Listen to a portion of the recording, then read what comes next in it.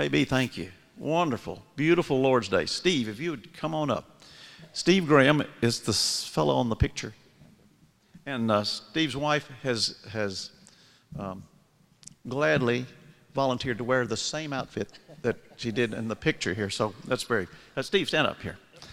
Okay, Steve is from Florence. Okay, he went to the University of Alabama, history major. Roll Tide. Roll Tide, okay.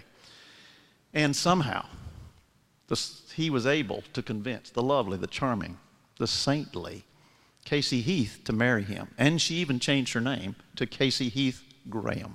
Okay. Many times our speakers don't have the privilege of having their wives in the class. Today, would you hold your hand up again? Okay, Casey.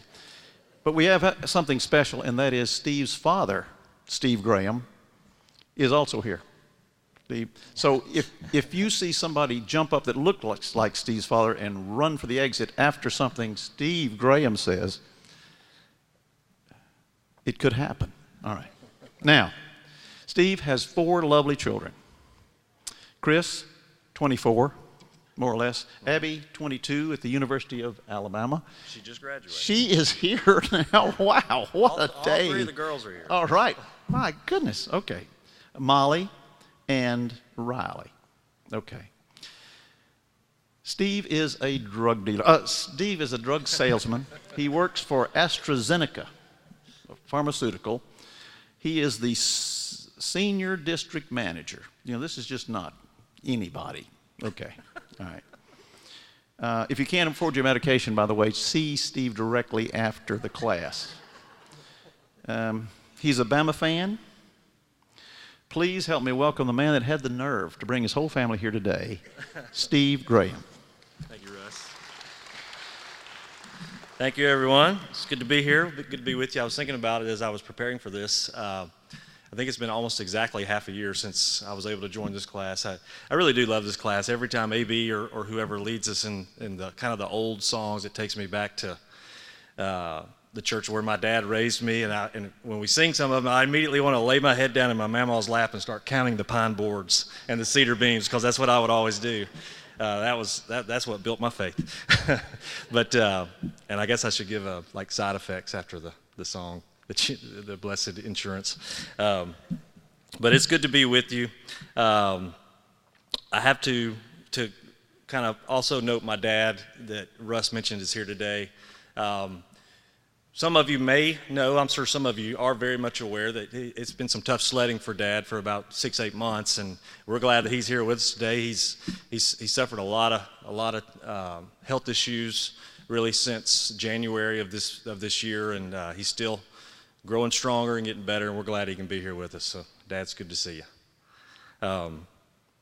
And with my lovely stepmother as well, Kathy. She drove him over here. So we're glad that they're both here and can be with us together as a family. Also, I have to share a funny story, and this is obviously the right place to do it. So my mother was here 3 weeks ago, I think. She was 3 or 4 weeks ago, and she was up from Gulf Shores. I can't even remember why she was here, but she was here. And Casey and I have been part of a class upstairs that's on parenting. So we were joining that class that morning, and we kind of lost touch with my mom after worship. So she decided to just settle in here in the encouraging words class, and then so we met in the lobby after class was over. And I said, "How'd class go?" She immediately came up to me holding this little red ticket, and she said, "Son, I was so close." And I was like, "Well, what are you talking about?" She's like, "This was the same number, this one, and then this one was just one number different." I said, "Well, I know, it happens." She said, but it was $2,500 gift card." I said, "Mom, you might need to come back for a couple more of Russ's classes." So I just got tickled with that story. So as you can see on the screen, what we're going to talk about today is what makes a good friend. And so I think about encouraging words. I love the theme of this class. So when I try to prepare, I just try to think, if I get a 20-minute, 30-minute, whatever deal, and if I can just create some sort of thought process, some sort of engagement that can impact you at all, that can leave you with something to think about, leave all us with something to think about, then we've started our purpose here, right? So I thought, let's talk about friendship. And after Brett's sermon, I kind of thought maybe I should make what makes a good Facebook friend, but we'll just kind of keep it old school. And if you will, if you've got your Bibles with you, I'd encourage you to go on and turn to the book of Proverbs. We're going to look at several verses today, but it's all going to be from the book of Proverbs.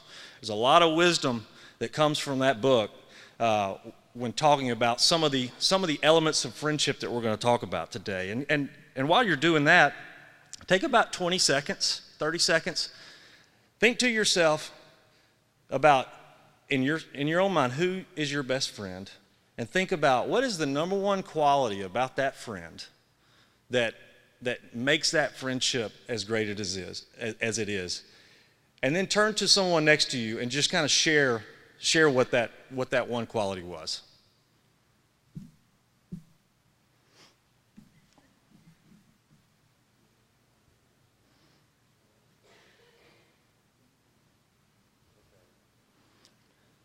There's no right or wrong answer. I'm sure, and I'm not going to call on anybody to share, don't worry. But I'm sure that there are some similar qualities that are being shared right now and that are being thought of. Because there are some generally similar themes and elements of friendship that come through with all relationships, right? So, and I think that some of those will likely come through as we get into some of the material we'll get into today. But let me begin with this. So this is, and you may or may not be able to read it. I'm going to read it for you. Turn it this way so I can see it. This is Calvin and Hobbes. Is anybody familiar with Calvin and Hobbes? A lot of people called it the last great comic strip. It ran and circulated from 1985 to 1995. And so that's right kind of in my formative years of life. And so and I also grew up in a home where the newspaper, the printed page, was a big part of life. It was a big part of daily life. And I learned that from my father, my grandfather. And so as a kid, you naturally kind of start with the sports and the comics, right? So, and I kind of fell in love with Calvin and Hobbes through those years. And the great thing about Calvin and Hobbes, and I think this is why it's referred to a lot of times as the last great comic strip, is it's not just a zinger. It's not just to try to create an entertaining little snippet with a kind of a punchline at the end, and then you walk away with nothing. Calvin and Hobbes had some depth to it, and it would always try to kind of create a theme for you to think about. So I think this one here is going to kind of create the issue that I want to address today. So moving from left to right, Calvin walks up to Hobbes, and he's holding a document, you can see, and he says, "Here, Hobbes, I've drawn up a friendship contract for you to sign." Hobbes responds, "A contract? Right, it codifies the terms of our friendship you can renegotiate in 20 years. And Hobbes says, "People are friends because they want to be, not because they have to be. That's what this fixes. If your friends are contractual, you don't have any." So I think on the surface, you look at that and you probably think, that's true, right? If you think you got to agree in a document to be friends, then are you really friends? However, the other side of that coin that I would present to you this morning, I think we need to look at is friendship, is building a friendship relationship, maintaining a friendship relationship, growing that relationship, is it just natural? Does it just happen like organically? Or does it take work? Are there things that you have to do as an individual as a part of that relationship that helps to maintain and grow that relationship? So is there a depth there? And I think that we're going to look at that. Not necessarily do you have to have a document spelling it out, but is it always just, well, I want to be friends, so we're going to stay friends, and when I don't want to be friends anymore, we're not going to be friends anymore. I don't think it's that simple. So let's jump into this. Let's look quickly, and I apologize for the font size. I tried to make it bigger, but you may not be able to see it. So, and I'm just going to take this off because I didn't write this part down. So friendship, what is the big deal? Why do we even need to bother talking about this, right? Should it just be easy, friendship? In a lot of cases it may be, but in a lot of cases it may not be. Life is messy. Friendships are messy. All relationships are messy.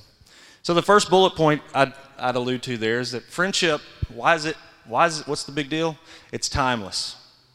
Okay? From the very beginning of time, friend relationships have been critically important. All the way back to Adam and Eve. The Lord saw that Adam needed a companion, not just for romantic purposes or procreation, but for companionship, for friendship, right?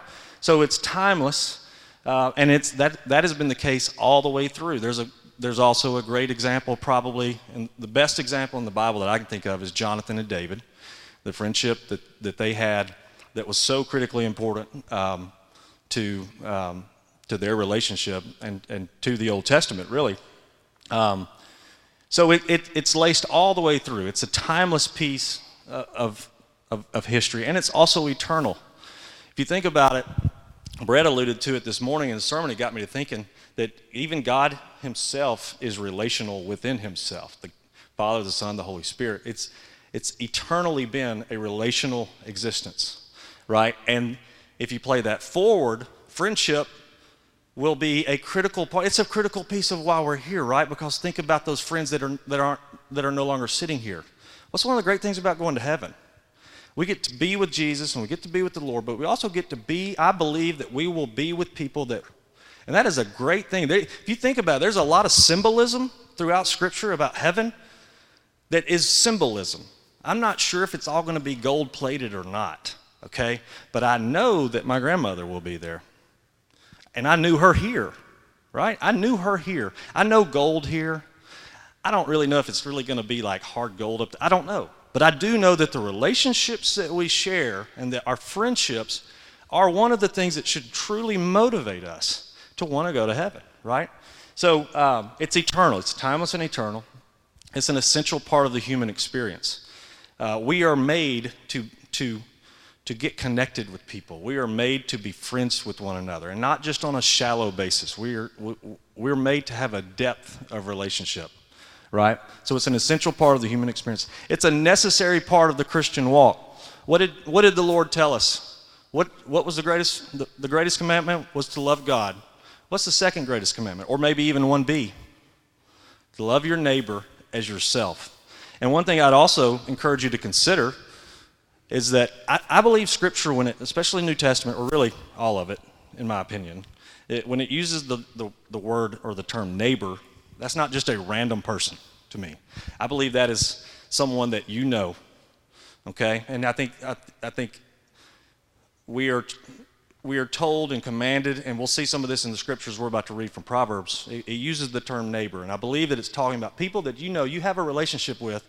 How are you to treat that person? How are you to maintain it and grow it? So it's a necessary part of the Christian walk that we seek friendship. And then the fourth one, and this kind of goes back to the comic strip, really. I think everybody agrees. It takes work. Friendship takes work at times. There are times when we get on the wrong side of each other, right? And we have to work through those things because you can't just go through life losing friends and picking up new friends and because you never really have the depth of relationship that we were created to have. So that's just sort of a baseline of why this is kind of an important topic, I think, and why we want to kind of take a deeper look into this. So moving forward, let's talk about I want to leave you with 5 elements that I believe a good friend is, and it comes, and we're going to make Bible application from the book of Proverbs, and we're not just going to, I'm going to try not to just look at it on the surface word, but let's dive into a specific arena of what it's talking about. So let's start with number 1. A good friend is trustworthy, maintains confidences without gossip. Let's look at Proverbs chapter 16, verse 28. Proverbs 16, verse 28 says, a perverse person stirs up dissension, and a gossip separates close friends. Move up to chapter 11 and verse 13. It says, a gossip betrays a confidence, but a trustworthy person keeps a secret. So think about the friendship relationships that you've had through your life. The more you know about the more you know a person, the more you know, the deeper you know them. You understand their hard wiring. You understand what makes them tick. You know what their hang-ups are. You know where their limits are, right? So, and a lot of this comes through shared experiences, things that they'll share with you personally. You know the secrets of their life in a lot of cases. You know the details that they know that you know, but they don't want everybody else to know. And so it's important that we understand this specific aspect of trustworthiness is that a good friend does not gossip about their friend. They do not get themselves into situations and other conversations where for whatever circumstances in their own mind, they have convinced themselves that I'm going to share some of this. A good friend never, ever does that, okay? So, again, a good friend is trustworthy and maintains those confidences and does not gossip. A second, a good friend is tactful. They know the limits of ribbing and joking and pranks and things like this. This is important, even for long-standing friends, regardless of age. How many relationships? Well, let's do this first. Look in Proverbs chapter 26, verses 18 and 19.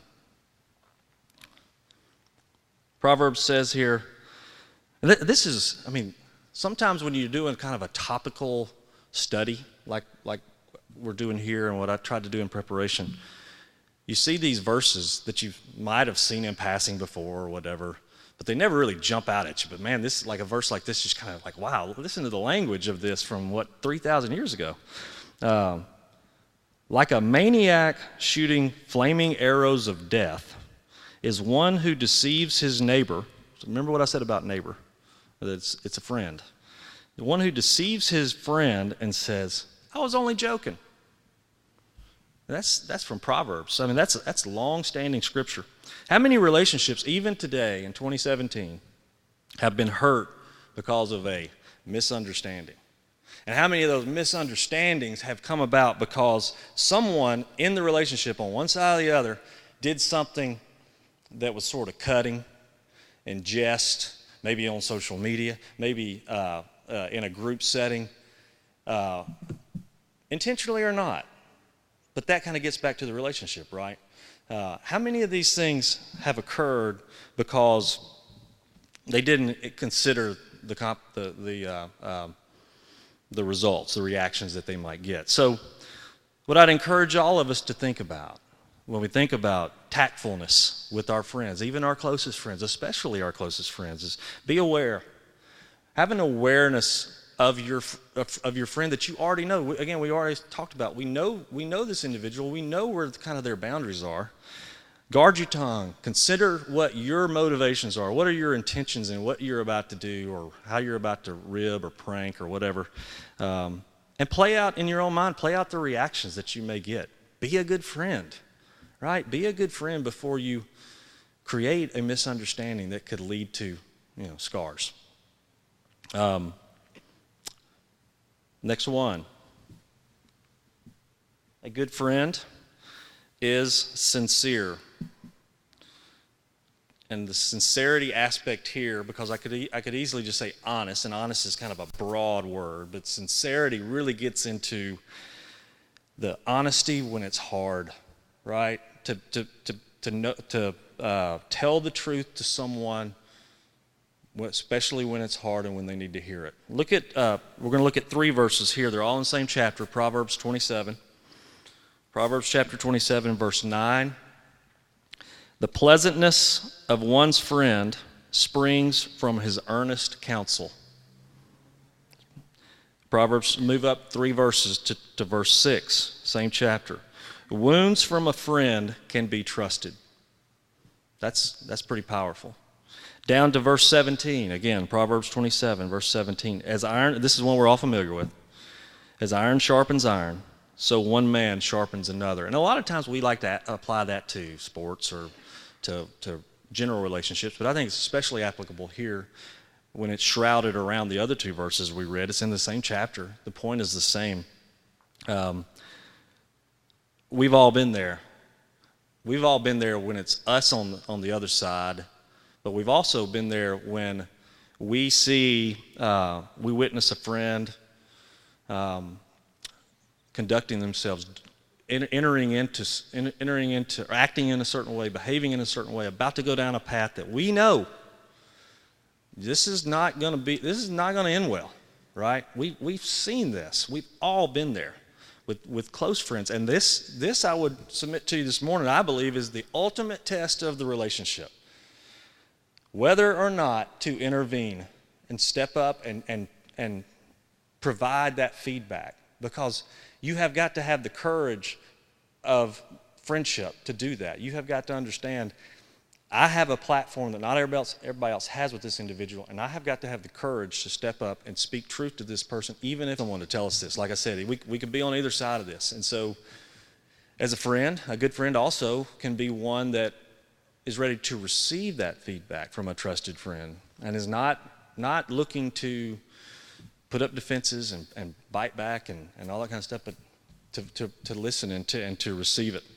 And I think that the key aspect here, and this is where a lot of times it probably falls apart, honestly, because we're all human, and we're not all built diplomatically, right?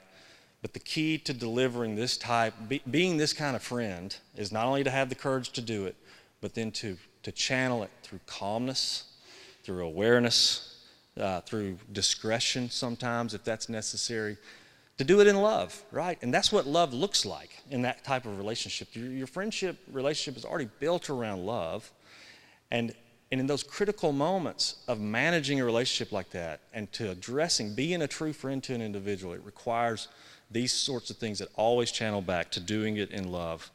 And so sincerity, willingness to tell the truth, even in the bad times, and to do it in a proper way. Think about, at the end of the day, what we just described. This is how Jesus deals with us. This is how the Lord has always dealt with mankind for all time, is to do it sincerely but lovingly, right? And so sincerity, especially in hard times, is one of the key aspects that makes a true friend, a good friend. Fourthly, skipped one. Forgiving, forgiveness. A true good friend seeks to be forgiving.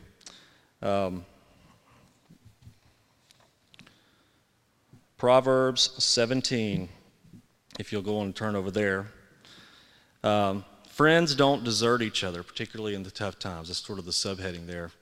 And that's what makes friendships different than acquaintances, I think. We may be acquainted with someone, they go down the wrong path, we don't really have that depth of relationship nor the platform to address it, and we kind of we'll just part ways. It might be for the best for both of us. You don't do that in friendships. Friendships are deep. Friendships have too much equity involved. And you don't desert a friend, especially when they fall on hard times or when the relationship falls on hard times. Look at Proverbs 17, verse 17. A friend loves at all times, and a brother is born for adversity. Proverbs 3, go to chapter 3. Keep in mind what we thought about with the word neighbor as we read this one. Do not say to your neighbor, to your friend, come back later, I'll give it to you tomorrow, when you already have it with me. When you already have it with you to give. Proverbs 27, verse 10. Do not forsake your friend and the friend of your father. And do not go to your brother's house when disaster strikes you. Listen to this. This is a lot of wisdom right here. Do not go to your brother's house when disaster strikes you. Think about the last week or two in this country, in this region of the world. Better a neighbor, better a friend nearby than a brother far away. So faithfulness. The friends don't desert each other in hard times. Let me pose a few questions to you here just to think about within yourself. Answer them in your own mind, as I do. We all do. Think about those times when you've had a disaster strike, when tough times, hard times come in your life. Who's the first person you call with bad news? Who's that first person you reach out to? Because it's instinctful, because it's built over time. Does anyone seem drawn to you in that way, in your life? Are you the first person that someone reaches out to when they hit a wall or even hit the bottom? Do you be introspective here, do you seek this level of relationship in your own walk of life? Do you seek this level of depth? Or, like many people, like everyone, it's in certain relationships at times, I prefer to just kind of keep an appropriate distance. Now, some wisdom that I've always heard, and I believe to have a lot of truth, is that, a solid life will have you can count your real true friends on about one hand. And there's some truth to that. But we, I believe, should be the type of people that are seeking depth in the relationships, that if we can go beyond that, then even better, right?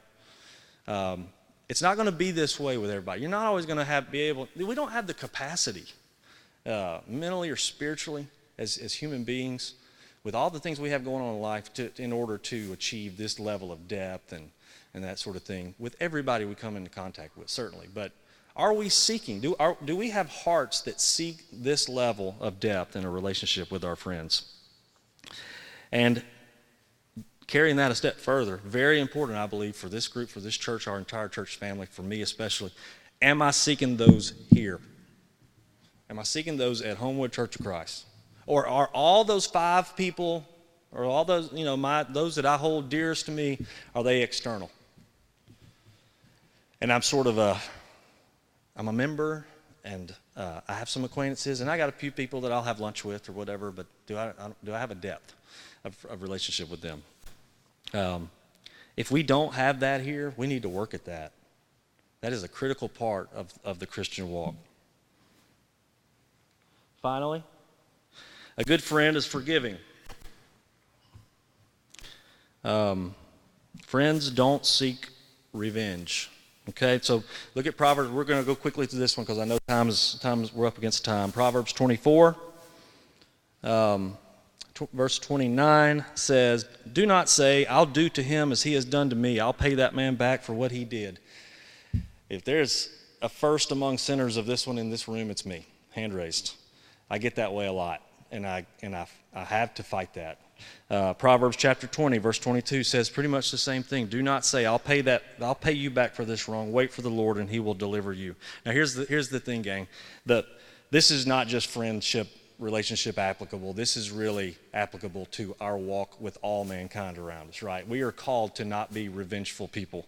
And so it shouldn't really be hard here for the topic we're talking about today, which is friendship.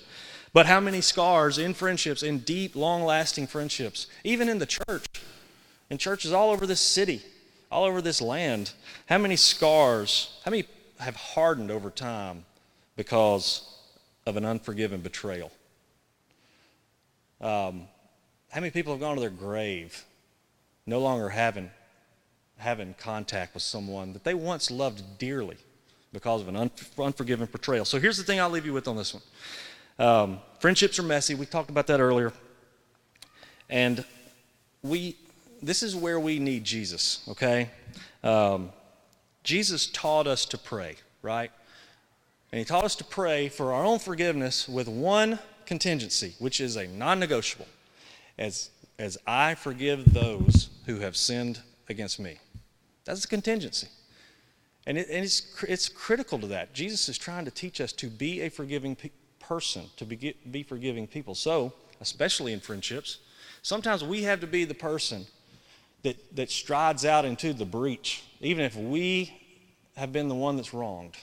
We have to seek redemption of the relationship and stride out into the breach and seek peace and forbearance with that individual rather than revenge or retribution. We have to be those kinds of people. This is what we're called to be, and this is what we should seek with one another, especially here. and also especially in those closest of relationships we have. Because if we don't, we're going to live a life with regret, and it's happened over all the annals of time.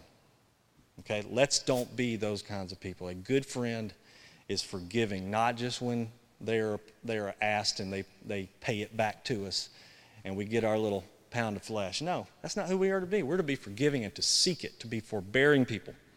Okay? All right. So, in conclusion, this is it for me. We need Jesus. We need to seek Jesus, because what makes a good friend? Jesus makes a good friend in two ways. And let me just say this real quickly. Jesus makes a good friend because he should be our best friend. If we are seeking and cultivating that relationship with Jesus Christ, if we believe and we act on that belief and we want to be close to him, then as a result of that, we're going to start to be more like him. And we're going to start to mimic him in our other relationships, right? And then we will start to become a better friend. We'll start to become the kind of friend that we talked about throughout the lesson. I'll leave you with this verse. John chapter 15. This is the Son of Man. This is the Son of God come down from heaven, taken on flesh, on the night of his betrayal. He's about to go be hung on a cross and go into the abyss to deal with the sins of all mankind throughout history. And on the night of his betrayal, he says this to us. John chapter 15, verse 15. I no longer call you servants, because a servant does not know his master's business. Instead, I have called you friends. For everything that I learned from my Father, I have made known to you. And that's what Jesus told us to be. So what makes a good friend? We talked about 5 topics, but at the end of the day, and when it's all over, and we are there, and we cross over the river, we're looking for our best friend, and that's Jesus Christ. And that's what I'll leave you with. Russ, thank you for the opportunity, and look forward to seeing you all again real soon.